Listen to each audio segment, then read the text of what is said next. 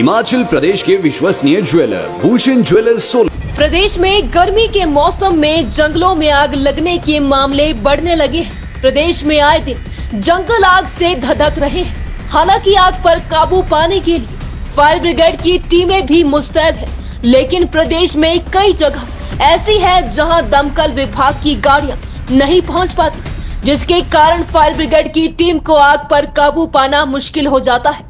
इस बार गर्मी के मौसम में आगजनी से करोड़ों की वन संपदा खाक हो गई है। Divisional forest officer Anish Kumar Sharma ने कहा कि प्रदेश में आगजनी के 650 मामले आ चुके हैं। इस बार आगजनी की चपेट में 25 से 30 हजार हेक्टेयर के करीब वनोभूमि को नुकसान हुआ है। इस समय जो हिमाचल प्रदेश में बहुत सी वन अग्नि की घटनाएं हो रही हैं, इसमें पिछले कल तक लगभग 650 केसेस जो हैं पूरे स्टेट में पाए गए हैं, जिसमें 20-25 हज़ार हेक्टेयर ज़मीन पे नुकसान हुआ है। और अगर इसमें हम कहें तो करोड़ों रुपए की संपत्ति जो वन संपदा है उसका नुकसान हुआ है।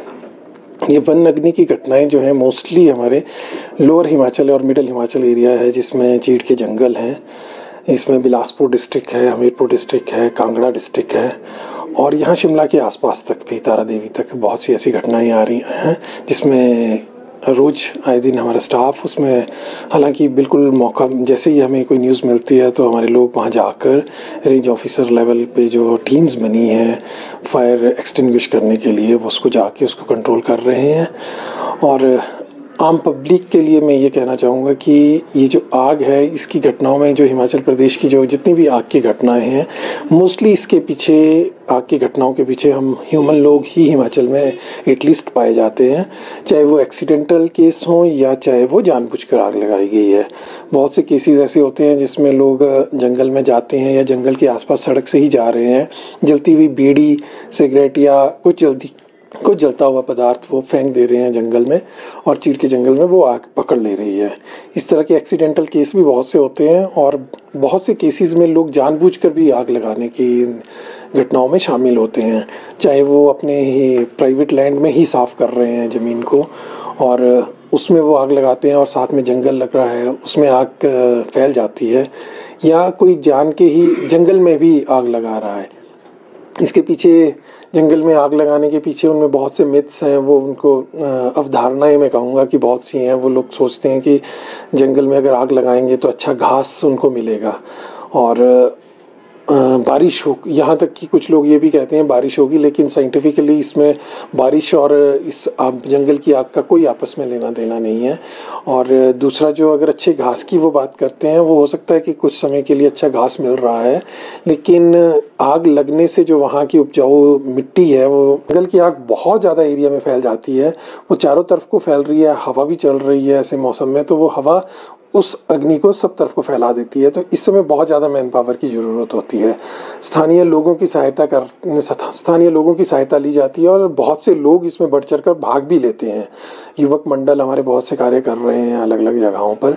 तो ये जब मिलकर काम करते हैं तो फायर एक्सटिंग्विश हो जाती है, रुक जाती है। हमें उनके बीच में आग और जो मटेरियल के बीच में उस समय ब्रेक लगाने की ज़रूरत होती है, उसके बीच की सफाई करनी होती है।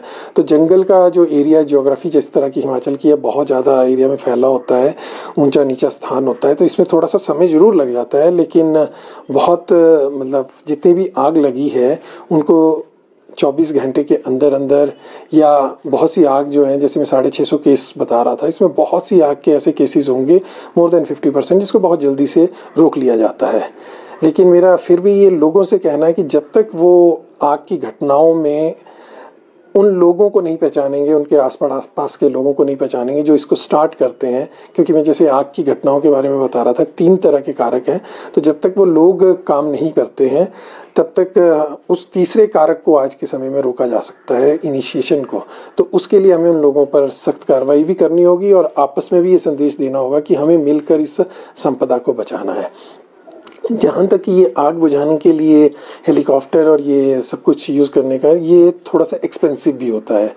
और एकदम से, जैसे अब हिमाचल में सबसे टेक्निकली अगर बात करें तो आपको हेलीकॉप्टर में पानी भी भरना है, उसके लिए आपको कोई आसपास सरोवर भी चाहिए हैं और वो टेक्निकलिटी भी चाहिए। तो इस तरह का अभी तो नहीं ऐसा कोई प्रयोग किया गया है हिमाचल। उज्जवल हिमाचल के लिए ब्यूरो शिमला। भूषण ज्वेलर्स, अनमोल रिश्तों के लिए।